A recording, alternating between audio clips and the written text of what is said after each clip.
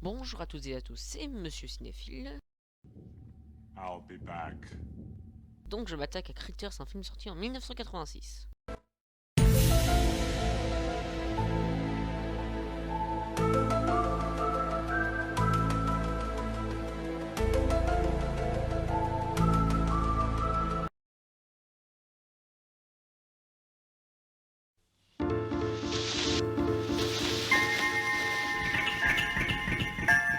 Parmi toutes les planètes de la galaxie, ils ont choisi la nôtre. Ils se cachent dans les moindres recoins. Il n'y a pas de tonalité. Ils adorent l'obscurité. Ils sont affreusement laids.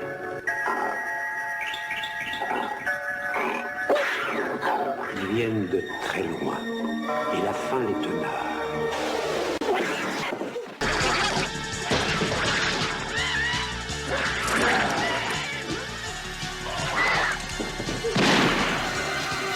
On ignore qui ils sont.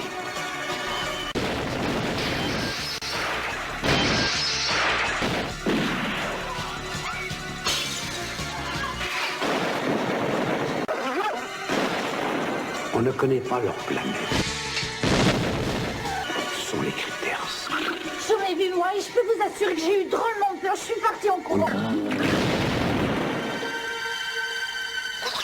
Critters, c'est vous qu'ils mangent. Réalisé en 1986 par Stephen Herek, non c'est pas celui qui est en photo, avec Dee Wallace, Monsieur Emmett Walsh. Critters, au départ, je trouvais que c'était quand même une grosse copie de Gremlins.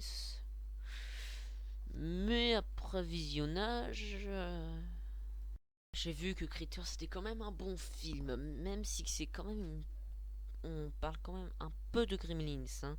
Surtout pour moi quand ils se mettent en boule et qu'ils crachent des épines, c'est ce qui ressemble le plus à Gremlins pour moi quand ils se multiplient. En parlant des créatures, elles peuvent vraiment effrayer les personnes, hein. Elles peuvent se mettre en boule, rouler, mais pour moi, elles sont plus effrayantes dans les suites. Regardez à quoi elles ressemblent. Il y a une scène surtout qui doit faire peur à ceux qui ont peur dans la nuit, pas moi, hein. Il y a la fille qui nettoie, et les assiettes tombent parce qu'elle a peur, et quand elle se relève, elle voit deux yeux rouges de la fenêtre qui était juste devant, qui se lèvent. Elle a super peur. Là, le truc que je montre, là, c'est dans le 3, hein, c'est juste pour prévenir.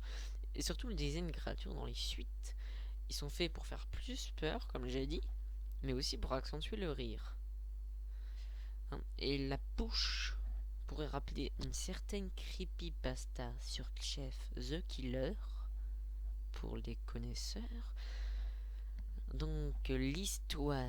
En gros, c'est 8 creatures qui s'enferment dans une base, parce que j'arrêtais pas de dire bave tout à l'heure, dans une base interstellaire, parce que c'est. Ils mangent tout. Ils ont même été obligés d'en tuer deux. Et ils s'échappent et atterrissent dans une ville. Atterrissent sur une maison, enfin pas sur une maison, mais. Et qui est quand même assez éloignée de la population. Et en fait, ils envahissent cette maison et ils mangent les fils électriques. Ouais, ça c'est le grand classique. Personne ne peut plus téléphoner. Ils mangent les fils, alors ils ne peuvent plus ressortir. Pour moi, le plus gros défaut du film, c'est sur l'affiche là. C'est des chasseurs de primes interstellaires. C'est ça le plus gros défaut. Ouais, parce qu'en fait, après il y a les chasseurs de primes qui arrivent et qui essayent de les tuer. C'est pour ça que je préfère largement le 2 ou le 3. Par contre, j'aime pas le 4. Parce que les chasseurs de primes sont moins présents ou ils sont plus faibles.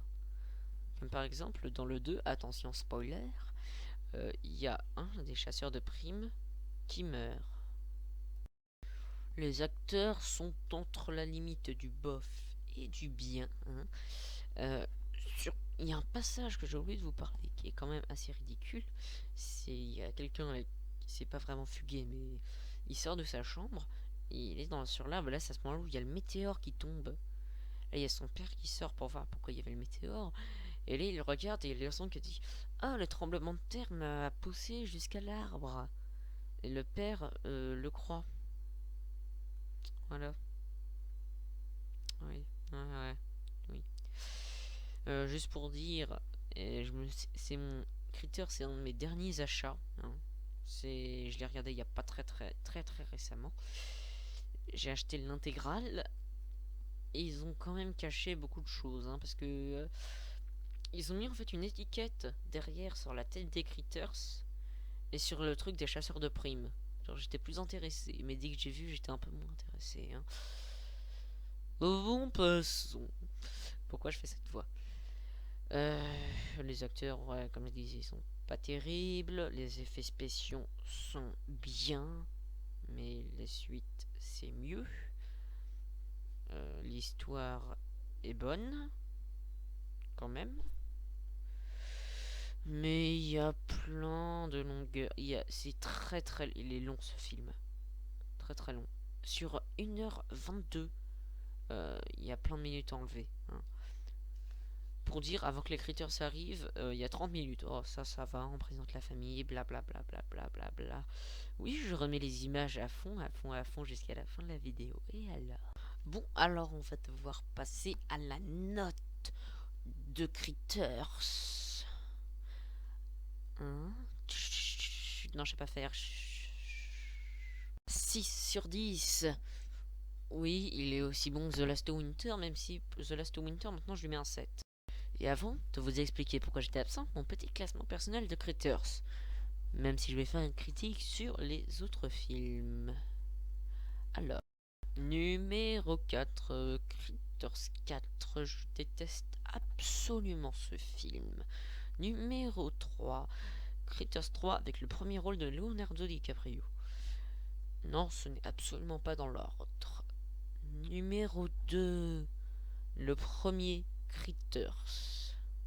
Numéro 1, Critters 2, qui est mon préféré. Et maintenant la raison de mon absence. Alors déjà, j'ai mis 2 heures. Après Windows 10, j'ai carrément eu du mal à faire des vidéos. Là aussi, j'ai du mal, même si ça m'a pris un jour, alors que non, là j'ai une autre vidéo. Et déjà, il y a mon ordi qui a planté plein de fois. Et pourquoi j'ai pas fait les dans la mer 3? Ah, oui, ça. J'en ai marre des films d'horreur. Maintenant, j'ai fait une comédie d'horreur. Ce n'est absolument pas la même chose. Allez, à la prochaine pour d'autres critiques.